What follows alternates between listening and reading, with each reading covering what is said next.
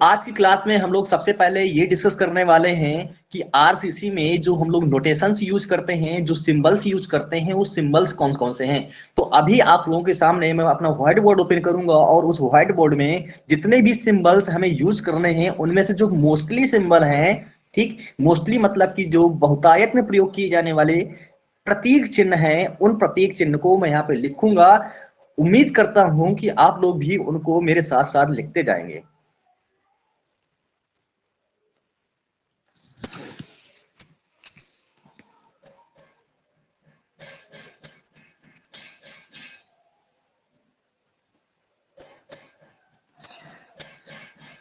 सबसे पहला हमारा सिंबल है ए।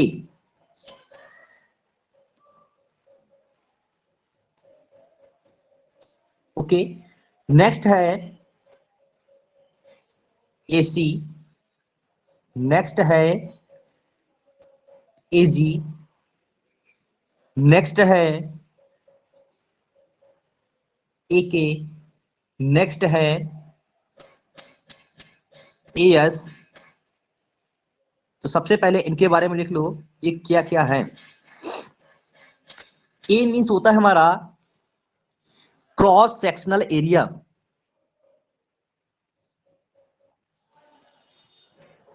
क्रॉस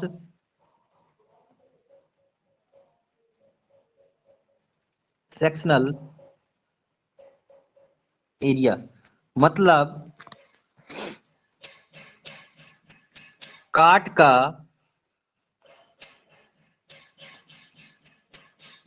क्षेत्रफल।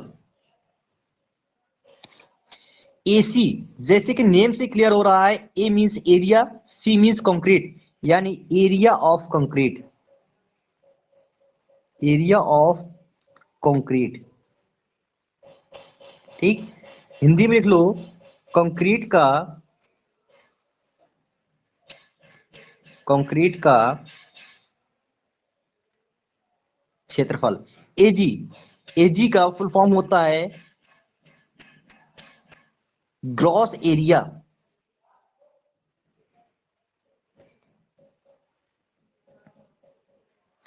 ग्रॉस एरिया का मतलब क्या है, अभी मैं आप लोगों को बताऊंगा। ग्रॉस का मतलब क्या हुआ, जैसे कोई सेक्शन है, ठीक, उस सेक्शन के अंदर हमारा क्या होगा, कंक्रीट होगा प्लस स्टील होगा। तो ग्रॉस एरिया का मतलब हमारा यहाँ पे क्या हो गया, इसे एसी लिख दो। एसी का मतलब area of concrete plus as लिख दो, ठीक। एसी का मतलब area of concrete plus as, as का मतलब एरिया ऑफ स्टील। ओके, उसका संपूर्ण क्षेत्रफल हो गया। एके, एके का मतलब हमारा क्या हुआ, एके का मतलब है यहाँ पे area of concrete core in column. Area of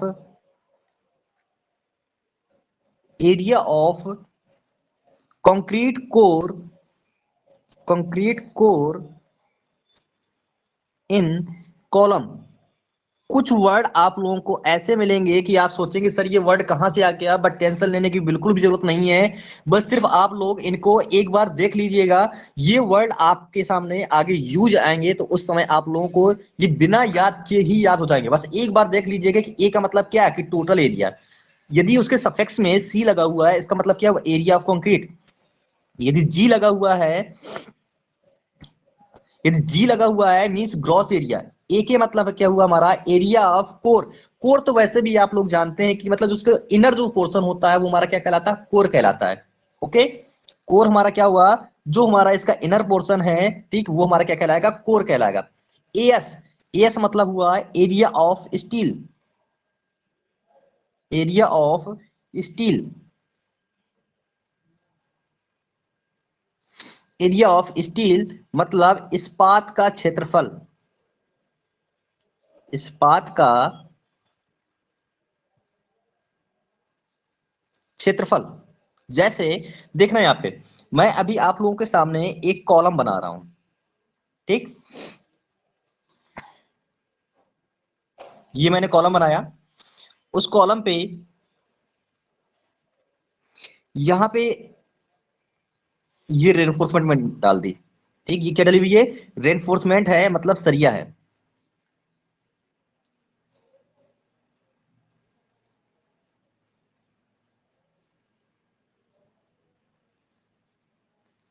तो ध्यान देना, मैंने क्या बताया हुआ है कि इसमें हमारी क्या होगी, कंक्रीट भी होगी। ओके, मैंने ऐसे कंक्रीट भी डाल दिया।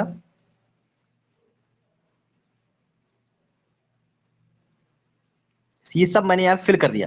तो यहाँ पे जो कंक्रीट है, इस कंक्रीट का जो एरिया होगा वो एसी कहलाएगा। जितनी ये स्टील पड़ी हुई है, अब वो स्टील ये तो वर्टिकल बार के रूप में होगी या ऐसे हॉरिजॉन्टल बार के रूप में होगी। ठीक, इसका जो एरिया होगा ये क्या कहलाएगा, ए एस कहलाएगा। ठीक, इस पूरे सेक्शन का जो एरिया होगा वो हमारा क्या कहलाएगा, एजी कहलाएगा। ठीक, जो मैंने यहाँ पे एरिया ऑफ क्रॉस सेक्शन बताया हुआ था, एरिया ऑफ क्रॉस सेक्शन का मतलब क्या हुआ, वो भी सेम ही होता है। जैसे इसका क्रॉस सेक्शन का मतलब क्या, मैंने इसको कहीं से कट कर दिया, मैंने इसको यहाँ से कट कर दिया। यदि ये सर्कुलर है तो आप लोगों को ऐसे सर्कुलर दिखेगा। ओके, जितनी इसमें सरिया पड़ी होंगी वो सरिया सब यहाँ पे दिख जाएंगी। ठीक, ऐसे यहाँ पे रिंग पड़ा हुआ है, छल्ला पड़ा हुआ है, वो छल्ला भी आप लोगों को दिख जाएगा। ओके, तो जो ये अंदर वाला पोर्शन है, ये इस अंदर वाले पोर्शन को ही हम लोग क्या बोलते हैं, इसी को मैंने यहाँ पे बोला हुआ था कोर। इस अंदर वाले पोर्शन को ही यहाँ पे कोर बोला गया है। ओके, और इस क्रॉस सेक्शन का जो एरिया होगा वो हमारा क्या कहलाएगा, एरिया ऑफ क्रॉस सेक्शन। इसके बाद देखो नेक्स्ट और कुछ एग्जांपल देख लो। कुछ यहाँ पे मैं एक्स्ट्रा बताने वाला हूं। एक्स्ट्रा क्या, जैसे मान लो ये सब अभी आगे यूज आएंगे। ये मैंने एक बीम का क्रॉस सेक्शन बनाया, ध्यान देना, मैंने यहाँ पे एक बीम का क्रॉस सेक्शन बनाया और ये इसकी चौड़ाई है बी। ठीक, तो बी यहां पे लिख लो, बी क्या हो जाएगी, विड्थ ऑफ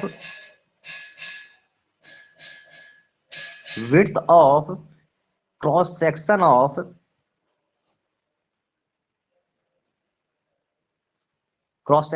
बीम। ठीक, ध्यान देना, इसमें मैंने नीचे वाले पोर्शन पे यहाँ पे स्टील डाल दी।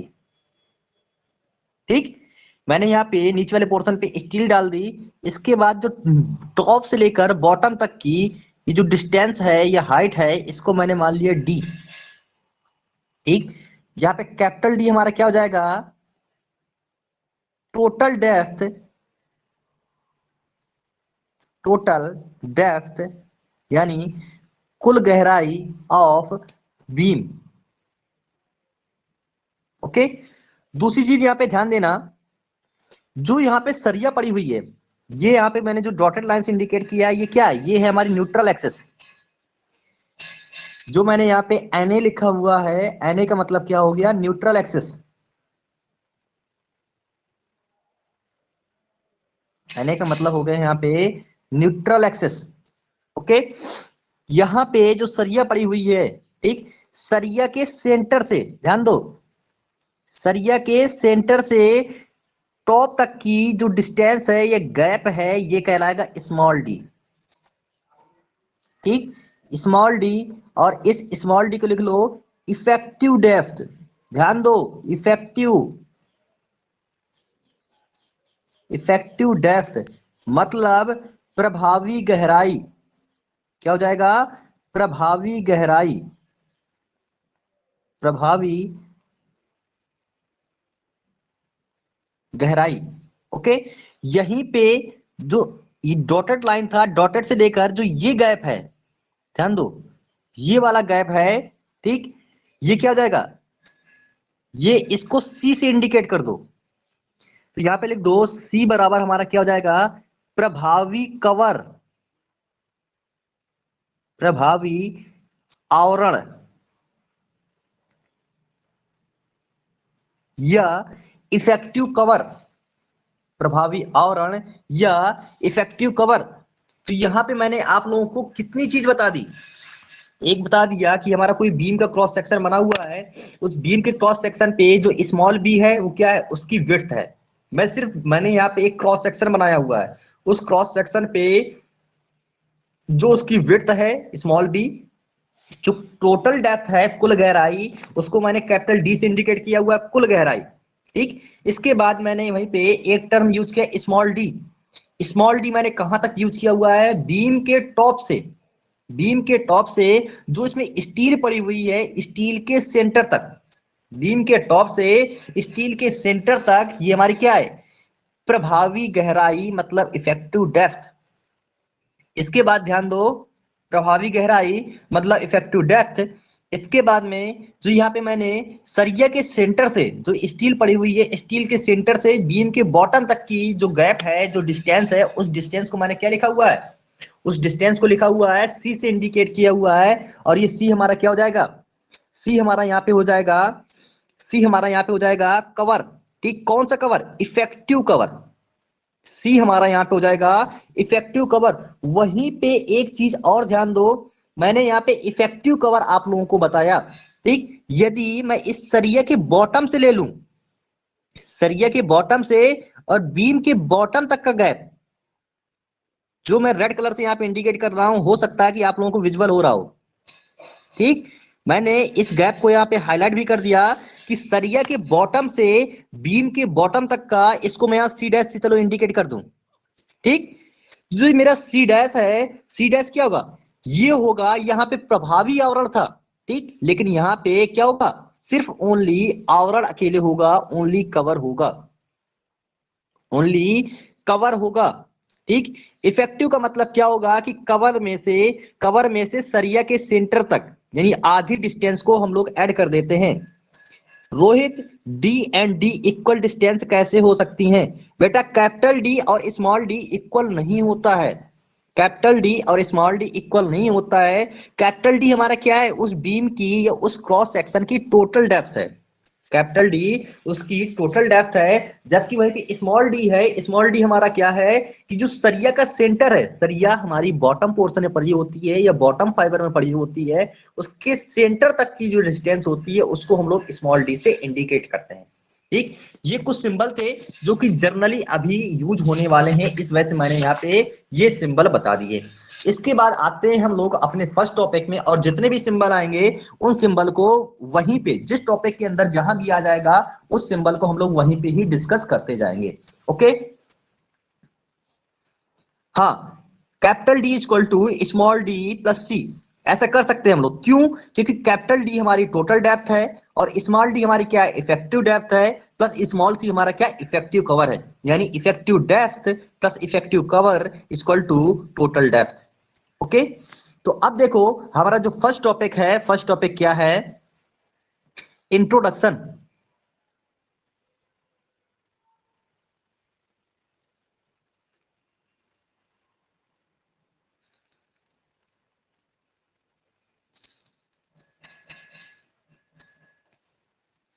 ओके, इंट्रोडक्शन मतलब परिचय। सबसे पहले मैंने आप लोगों को बताया हुआ था कि इस टॉपिक के अंतर्गत हम लोगों को क्या क्या क्या पढ़ना है। सबसे पहले पीसीसी, पीसीसी तुरंत फास्ट बताइए, इसका फुल फॉर्म क्या होगा, पीसीसी, पीसीसी का फुल फॉर्म क्या होगा, पीसीसी का full form plane cement concrete, plane cement concrete. अब ध्यान देना, ये हमारी फर्स्ट हेडिंग है कि what do you understand by PCC, या पीसीसी से आप क्या समझते हैं, पीसीसी से आप क्या समझते हैं। तो हम लोग क्या लिखेंगे, पीसीसी हमारा क्या होगा, इसमें क्या क्या मिक्स होगा, cement plus sand plus aggregate plus water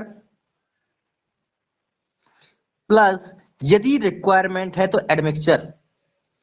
ठीक, इन सब का जो कॉम्बिनेशन होगा, इन सब का जो मिश्रण होगा, वो मिश्रण हमारा क्या कहलाएगा, प्लेन सीमेंट कंक्रीट मतलब पीसीसी कहलाएगा। ओके, इन सब का जो मिक्सचर होगा वो मिक्सचर हमारा क्या कहलाएगा, पीसीसी मतलब प्लेन सीमेंट कंक्रीट कहलाएगा। ओके, तो मेरे हिसाब से इसकी डिफिनीशन आप लोग यदि इसके हिसाब से बनाएंगे कि it is the mixture of cement, sand, aggregate and water if we required, if we required then used admixture that is called PCC. ठीक, कि हमारा जो यहाँ पे पीसीसी क्या है कि सीमेंट का मीन्स बंधक पदार्थ का तथा बालू, गिट्टी, पानी का एक निश्चित अनुपात में जो मिश्रण होता है, ठीक, वो मिश्रण हमारा पीसीसी मतलब प्लेन सीमेंट कंक्रीट कहलाता है। यदि आवश्यकता है तो हम लोग उसमें अधिमिक्सचर या अधिमिश्रक मिला सकते हैं। ओके, तो ये हमारा क्या हो गया, पीसीसी हो गया। Okay, next heading, next heading है तुरंत हमारा आरसीसी। बताइए इसके बारे में, इसका फुल फॉर्म क्या होगा? आरसीसी, आरसीसी का फुल फॉर्म टाइप कीजिए। यहां पे देखना बुक में इनकी डिफिनीशन अलग अलग लिखी हुई है, तो आप लोग जो बुक की डिफिनीशन है, बुक की डिफिनीशन बिल्कुल भी याद मत करें, अपने हिसाब से याद करें। हमें बुक को रटना नहीं है, समझना है सिर्फ।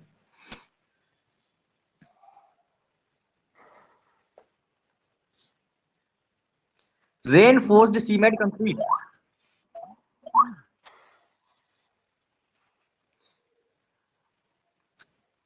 आरसीसी, आरसीसी का मतलब क्या होगा? Reinforced cement concrete.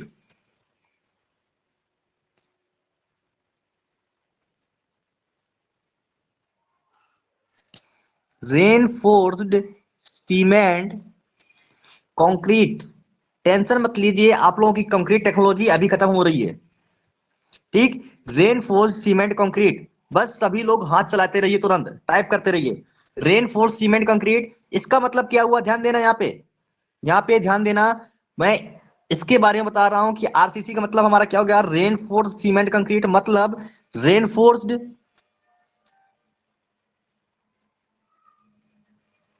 रेनफोर्स्ड मतलब प्रबलन। और यदि सीधा सीधा वर्डों में बोले तो पीसीसी। ठीक, अब पीसीसी को यहाँ पे अलग से ब्रेक कर दीजिए। पीसीसी को अभी हम लोगों ने यहाँ पे ब्रेक किया हुआ था किन पार्टों में, सीमेंट में प्लस सैंड में प्लस एग्रीगेट में प्लस वाटर एंड एडमिक्सचर। ठीक, इन सब का, इन सब का जो क्या होगा, इन सब का जो मिक्सचर होगा, इन सब का जो मिक्सचर होगा, इन सब का जो मिश्रण होगा, ठीक, वो मिश्रण या वो मिक्सचर हमारा क्या कहलाएगा, आरसीसी कहलाएगा। ओके, आरसीसी क्लियर हो गया सभी का? बिल्कुल। रेनफोर्समेंट है, ध्यान देना यहाँ पे बेटा, जिसने यहाँ पे स्टील लिखा हुआ है, स्टील किसने लिखा हुआ है, अभिषेक दुबेले। अभिषेक, यहाँ पे रेनफोर्समेंट का मतलब स्टील नहीं है, यहाँ पे रेनफोर्समेंट का मतलब स्टील नहीं है, बिल्कुल। यहाँ पे जो मैंने रेनफोर्समेंट यूज किया है, रेनफोर्समेंट का मतलब होता है प्रबलन। ध्यान दो यहाँ पे,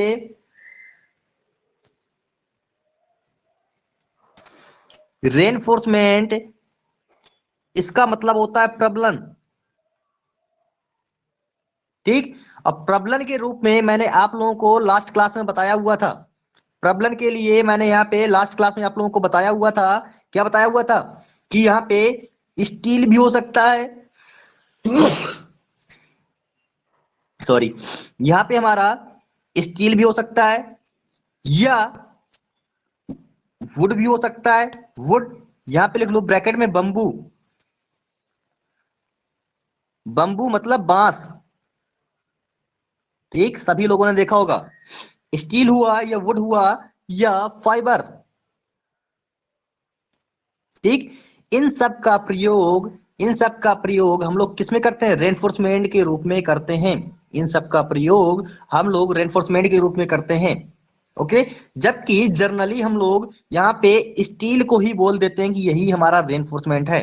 स्टील को ही हम लोग बोल देते हैं, क्यों? क्योंकि इन सब के कंपैरिजन में, चाहे वुड यूज करो मीन्स बंबू यूज करो या फाइबर यूज करो, इन सब के कंपैरिजन में जो स्टील स्ट्रेंथ देता है वो क्या देता है, मैक्सिमम स्ट्रेंथ देता है। स्टील मैक्सिमम स्ट्रेंथ देता है, तो इसलिए हम लोग स्टील को ही रेनफोर्समेंट समझ के या बोल के यहाँ पे वर्क करने लगते हैं। जबकि फाइबर रेनफोर्समेंट का प्रयोग कहाँ पे करते हैं, ध्यान दो यहाँ पे, हम लोग कहाँ पे स्टील रेनफोर्समेंट का प्रयोग करेंगे, मतलब स्टील के रूप में रेनफोर्समेंट का प्रयोग करेंगे, और कहाँ पे फाइबर का प्रयोग करेंगे।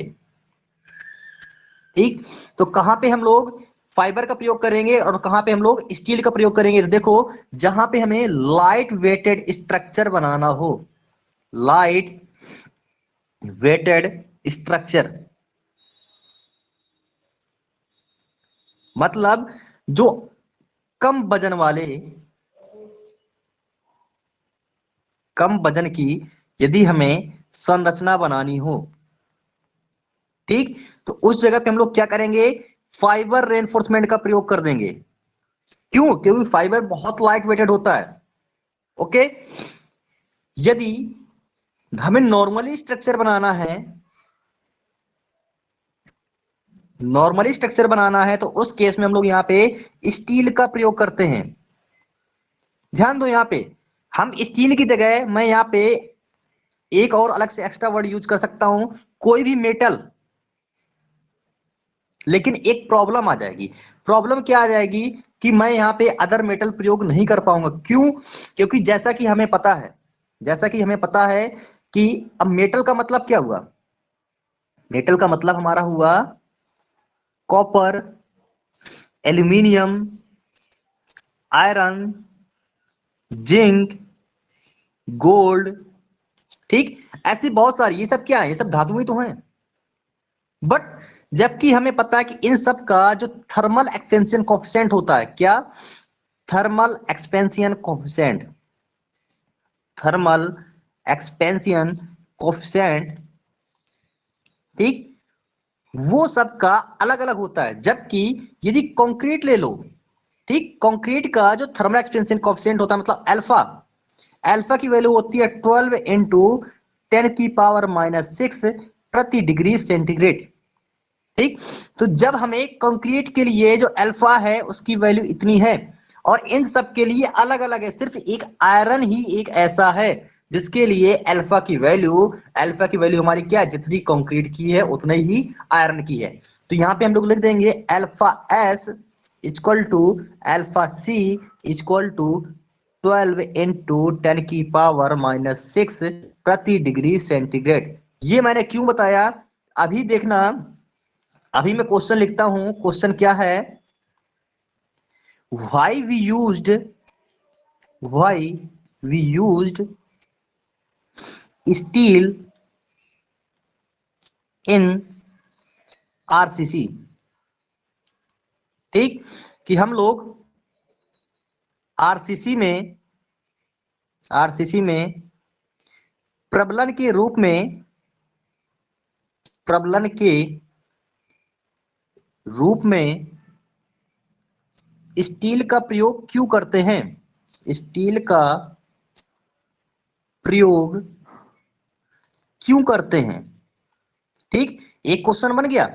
तो इसी क्वेश्चन का मैंने देखोगे तो अभी आप लोगों के सामने अंश का आंसर बता दिया। ठीक, इसका मैंने आप लोगों को आंसर पहले बता दिया, क्वेश्चन अब बता रहा हूं कि हम लोग कंक्रीट में स्टील ही क्यों प्रयोग करते हैं। ठीक, जबकि हमारे पास इतनी सारी धातुएं हैं तो हम लोग चाहे तो किसी भी धातु का प्रयोग कर सकते हैं, लेकिन हम लोगों ने क्या किया, सिर्फ यहाँ पे किसका प्रयोग किया, स्टील का ही क्यों प्रयोग किया है। तो उसका रीजन देख लो, तुम्हारे सामने यहाँ पे लिखा हुआ है, तो इसको अपनी लैंग्वेज में लिख लेना। ओके, सिर्फ यहाँ पे मेरा काम क्या है कि आप लोगों को समझाना है, और जितना मेन मेन होगा मैं बताता जाऊंगा, बाकी बोलता जाऊंगा, जो मेन होगा वो मैं यहाँ पे लिखता भी जाऊंगा। और इसके रीजन क्या होते हैं, मैंने एक रीजन तो आप लोगों को सामने बता दिया, इसकी जो अल्फा की वैल्यू होती है वो इक्वल होती है। और भी रीजन देख लो। चलो, पहला रीजन मैंने क्या बताया था, alpha S equal to alpha C equal to 12 into 10⁻⁻6 प्रति डिग्री सेंटीग्रेड। दूसरा रीजन लिखो, इसका दूसरा रीजन होता है the bond between, the bond between steel and concrete.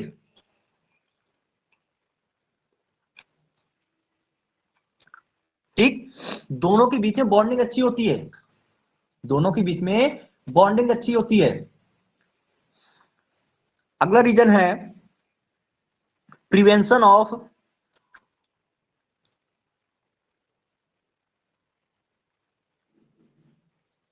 Prevention of corrosion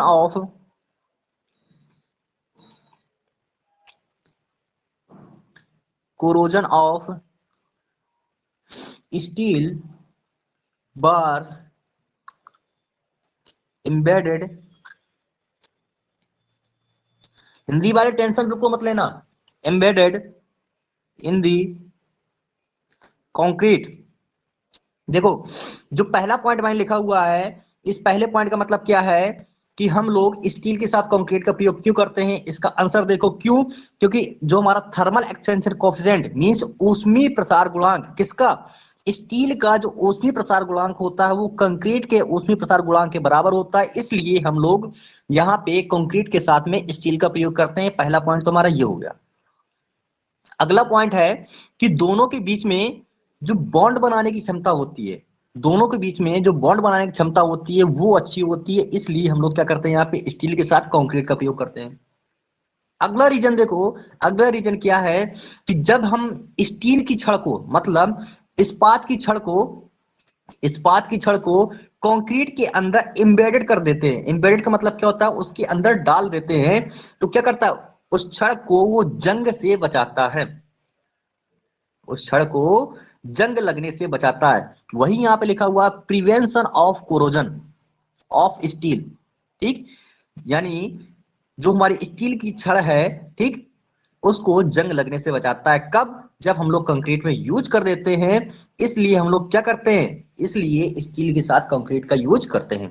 okay, ये हो गया। अब यदि आप लोग इस लैंग्वेज को यूज कर देंगे कहीं भी, तो 101% गारंटी के साथ बोल रहा हूं कि कोई भी आपको वहां पे आपके मार्क्स कम नहीं करेगा।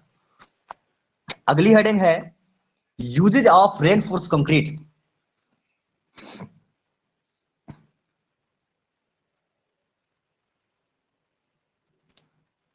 यूजेज ऑफ, प्रिवेंशन मीन्स होता है रोकना, प्रिवेंट, प्रिवेंशन,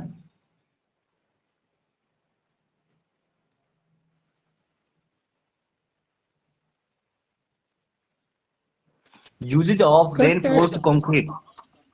सर टेंसाइल में भी अच्छा होता है अदर मेटल से। चैट बॉक्स में टाइप करो जो भी पूछना हो, ठीक। हेडिंग है हम लोगों की यूजेज ऑफ रेनफोर्स्ड कंक्रीट। हम लोग रेनफोर्स कंक्रीट का कहां कहां पे प्रयोग करते हैं। जैसा कि तुमने पूछा कि टेंसाइल में भी इसकी स्ट्रेंथ अच्छी होती है, बट टेंसाइल के लिए हमें पता है कि ये लोग जो रेनफोर्समेंट प्रयोग कर रहे हैं, रेनफोर्समेंट सिर्फ इसीलिए प्रयोग कर रहे हैं कि हमारी जो इसकी टेंसाइल में स्ट्रेंथ है वो बढ़ जाए। जबकि हमें पता है, क्या पता है, कि कंक्रीट की कंप्रेशन में स्ट्रेंथ बहुत ज्यादा होती है। कंक्रीट की कंक्रीट की जो कंप्रेशन है,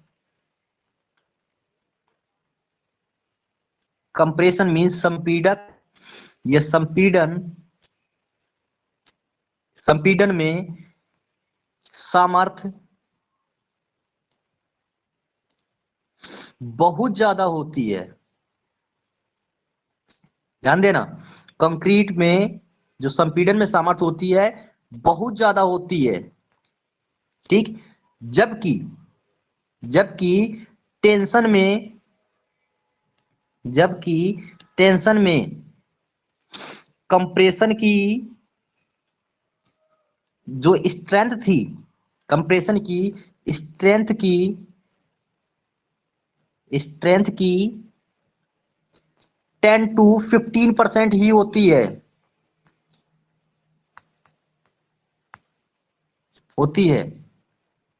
ठीक। इसलिए हम लोग क्या करते हैं, आरसीसी का यूज करते हैं, मतलब इसीलिए हम लोग रेनफोर्समेंट का प्रयोग करते हैं कि उसकी टेंसाइल में भी स्ट्रेंथ हम लोग इंक्रीज कर सकें। इसीलिए हम लोग उसमें आरसीसी का प्रयोग करते हैं, मींस रेनफोर्समेंट का प्रयोग करते हैं कि उसकी टेंसाइल में भी हम लोग स्ट्रेंथ इंक्रीज कर सकें, ठीक। तो जितने भी हम लोगों ने यहाँ पे रेनफोर्समेंट के रूप में मटेरियल यूज किए हुए हैं, सब क्या कर रहे हैं, सब हमारे टेंसाइल में स्ट्रेंथ प्रोड्यूस कर रहे हैं। जबकि हमें पता है कंक्रीट क्या है, कंक्रीट हमारा एक कंप्रेसिव मटेरियल है। कंक्रीट हमारा एक क्या है, कंप्रेसिव मटेरियल है। इन सभी पॉइंटों को वहीं पे शॉर्ट रूप में लिखते जाओ। कंक्रीट हमारा क्या है, एक संपीड़क पदार्थ है। ओके, यहाँ पे मैंने आप लोगों के सामने लिखा हुआ है यूजेज ऑफ रेनफोर्समेंट कंक्रीट। ये uses of reinforce concrete means जो हमारी प्रबलित कंक्रीट है उस प्रबलित कंक्रीट के प्रयोग, लिख लो यहाँ पे प्रबलित कंक्रीट के उपयोग या प्रयोग।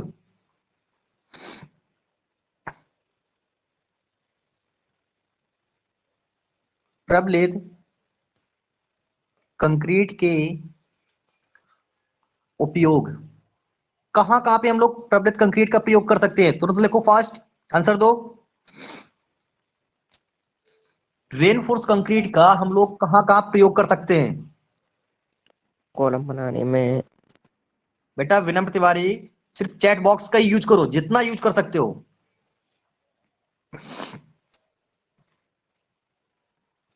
आंसर दीजिए फास्ट।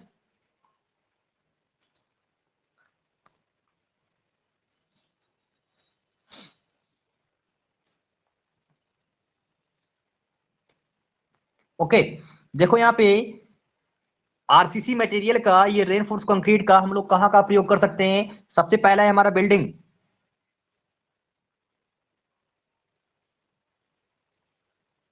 ठीक। बिल्डिंग के जितने भी कंपोनेंट होंगे, हमारा कॉलम हुआ, बीम हुआ, स्लैब हुआ, ठीक, इस हर जगह हम लोग क्या करेंगे?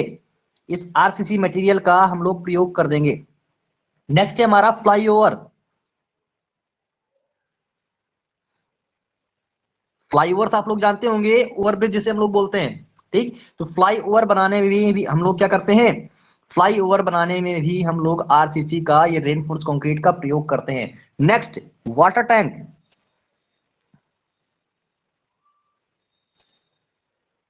नेक्स्ट हमारा क्या होगा?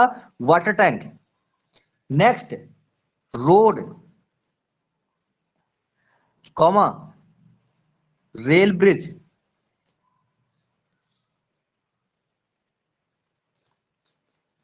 नेक्स्ट लिखो यहाँ पे रिटेनिंग वॉल। अभी आप लोगों को बताता हूं मैं रिटेनिंग वॉल क्या होती है। इसकी हिंदी होती है प्रतिधारक दीवार, ठीक। जिस चीज की हिंदी में समझ में आए तुरंत मुझसे पूछ लेना, मैं हिंदी यहाँ पे बता दूंगा, ठीक। रिटेनिंग वॉल मतलब प्रतिधारक दीवार। नेक्स्ट होगा बंकर। बंकर आप लोगों ने सुना होगा मूवियों में, कहां पे? जब हम लोग कोई भी डिफेंस वाली मूवी देखते हैं जहां पे हमारी सेना होती है, तो सेना बोलते हैं कि बंकर बना के रहती है, ठीक। तो सेना के जो हमारे बंकर्स होते हैं, ठीक, वो बंकर्स, ठीक, बंकर्स बनाने में भी हम लोग क्या करते हैं? इस आरसीसी का प्रयोग करते हैं। तो यहाँ पे यदि हमारा क्वेश्चन आता है कि रेनफोर्स कंक्रीट के क्या उपयोग हैं या क्या प्रयोग हैं, या रेनफोर्स कंक्रीट का हम लोग कहां कहां पे प्रयोग कर सकते हैं, बिल्कुल डैम, ठीक। यहाँ पे और हो जाएगा हमारा डैम। ऐसे जितने भी स्ट्रक्चर याद आ जाए, ठीक है, एटसेट्रा, ठीक, लिखते जाना। ये हमारे क्या है? ये सब आरसीसी के उपयोग हैं, जहां पे हम लोग आरसीसी का, बंदरगाह, बिल्कुल, बंदरगाह की जो इंग्लिश होती है वो होती है हार्बर, ठीक। इंग्लिश में बोलते हैं बंदरगाह और इंग्लिश होती है इसकी हार्बर। नेक्स्ट हेडिंग है, नेक्स्ट हेडिंग लिखो,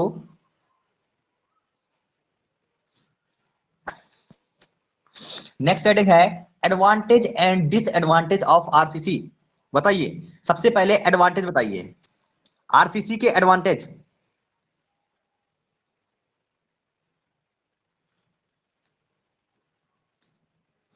advantage of RCC, fast start हो जाइए। आरसीसी के क्या क्या एडवांटेज हैं? टेंसाइल प्रोवाइड करते हैं, और बिल्डिंग मटेरियल में वही है क्या सर? प्रतिधारक वाल, बेटा हाँ, प्रतिधारक दीवार। प्रतिधारक दीवार में अभी आप लोगों को बता रहा हूं, देखो प्रतिधारक दीवार का मतलब क्या है? एक ऐसी कुछ वॉल टाइप में संरचना होती है, जैसे हमारा इधर पे कोई लूज मटेरियल भरा हुआ है, जैसे मान लो कोई एक डैम है, ठीक, ध्यान देना, ये क्या है? कोई एक डैम है, कोई बांध है, इधर क्या भरा होगा? पानी भरा होगा, ठीक। इस पानी को रोकने के लिए यहाँ पे एक ऐसी दीवार के रूप में एक संरचना बना दी जाएगी। इस संरचना को ही, इस संरचना को ही हम लोग बोलते हैं प्रतिधारक दीवार। इस संरचना को ही हम लोग बोलते हैं प्रतिधारक दीवार, ठीक, या रिटेनिंग वॉल।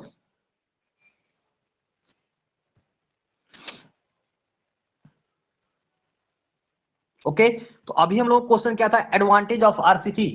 इसका सबसे पहले एडवांटेज लिखो कि आरसीसी का प्रयोग करने से हमारे लिए क्या एडवांटेज होगा। फर्स्ट पॉइंट, स्ट्रेंथ, मतलब सामर्थ,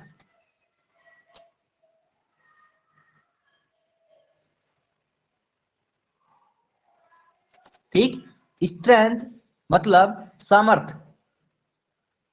दूसरा, ड्यूरेबिलिटी,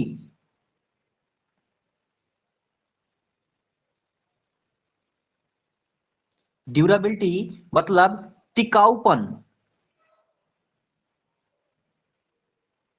आप लोगों को पता है जो जर्नली आरसीसी की एज होती है वो 100 ईयर्स होती है।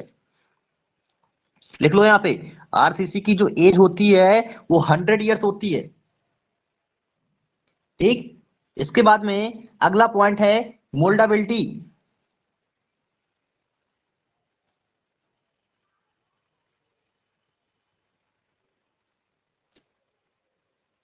मोल्डाबिलिटी, मोल्डाबिलिटी का मतलब क्या है कि हम लोग इसे जिस रूप में चाहें उस रूप में ढाल सकते हैं। मोल्डाबिलिटी, मोल्डाबिलिटी का मतलब क्या हुआ कि जिस रूप में चाहे, बेटा कंक्रीट हो या आरसीसी हो दोनों सेम ही है, ठीक। अब सिर्फ आरसीसी का मतलब कि देखो कंक्रीट जो हमारी बनी हुई है वो सीमेंट सैंड और एग्रीगेट से मिलकर बनी हुई है, जबकि आरसीसी में सिर्फ हमने रेनफोर्समेंट ऐड किया हुआ है। तो कुछ पॉइंट, जबकि इनकी जो एज होती है 100 ईयर्स ही होती है, लेकिन रेनफोर्समेंट का प्रयोग करने से उसकी strength in comparison to PCC बढ़ जाती है, ठीक। आरसीसी की strength in comparison to PCC ज्यादा होती है। मोल्डाबिलिटी का मतलब क्या होता है, हम लोग इसे जिस रूप में चाहें उस रूप में ढाल सकते हैं। मोल्डाबिलिटी ध्यान दो, मोल्डाबिलिटी का मतलब क्या है कि हम लोग इसे जिस रूप में चाहें उस रूप में ढाल सकते हैं। नेक्स्ट, नेक्स्ट है हमारा डक्टिलिटी।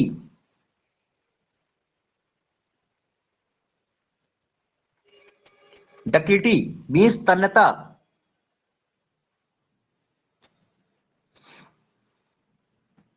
ओके, नेक्स्ट देखो, नेक्स्ट हमारा हो जाएगा ट्रांसपोर्टेशन।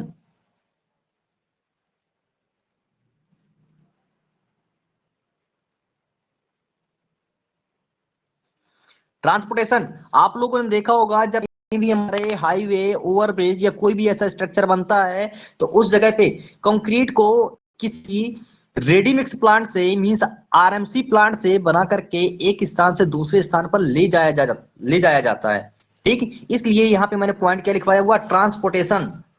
ओके, ट्रांसपोर्टेशन का मतलब क्या है कि इसको आसानी से एक स्थान से दूसरे स्थान तक हम लोग ट्रांसपोर्ट कर सकते हैं।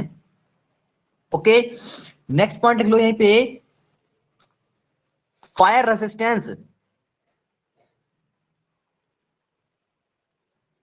फायर रेजिस्टेंस, फायर रेजिस्टेंस का मतलब क्या हुआ, अग्नि प्रतिरोधी, ठीक है। फायर रेजिस्टेंस का मतलब होता है अग्नि प्रतिरोधी। ओके, नेक्स्ट पॉइंट लिख लो, सेस्मिक रेजिस्टेंस।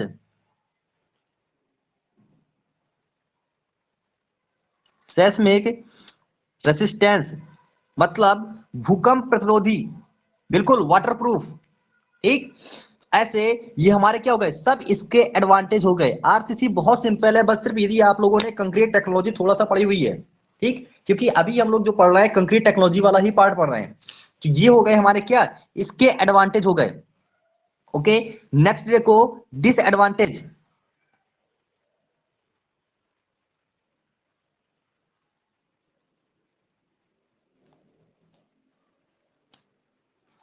डिसएडवांटेज क्या होंगे, ठीक। डिसएडवांटेज हमारा ये होगा कि एक तो ये बहुत ज्यादा हाई वेटेड है या हैवी वेटेड, हैवी वेटेड किसके, comparison to, comparison to other material, ठीक, कौन कौन से अदर मटेरियल, जैसे steel, comma, wood and glass.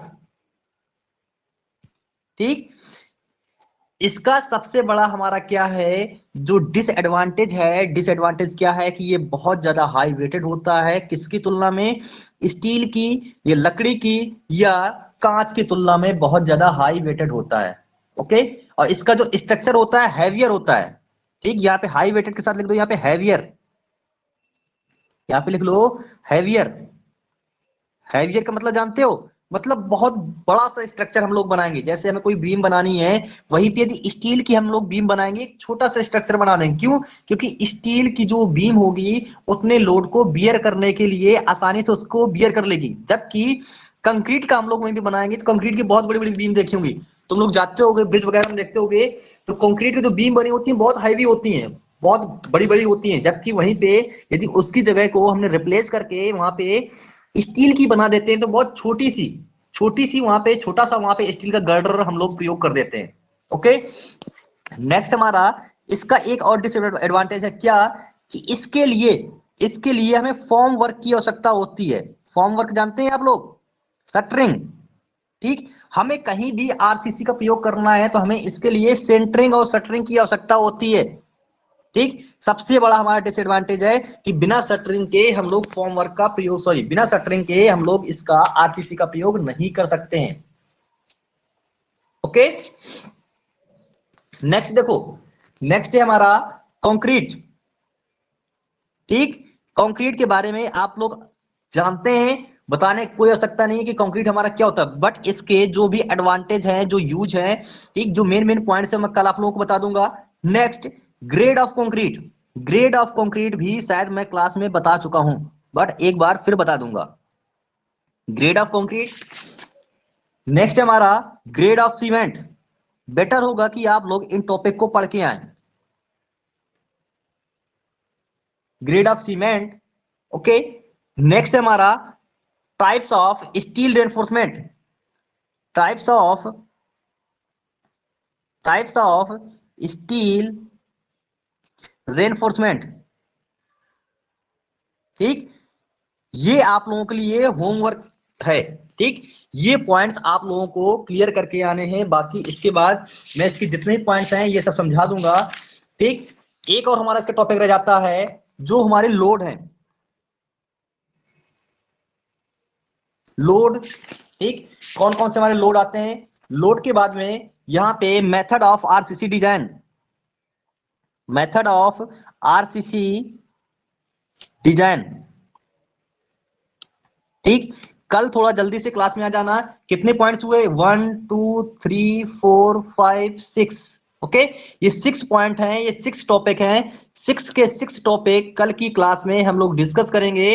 ठीक, और इसके बाद कल की ये 6 टॉपिक, ये वाला टॉपिक, ये टॉपिक हमारा क्या हो जाएगा, इंट्रोडक्शन।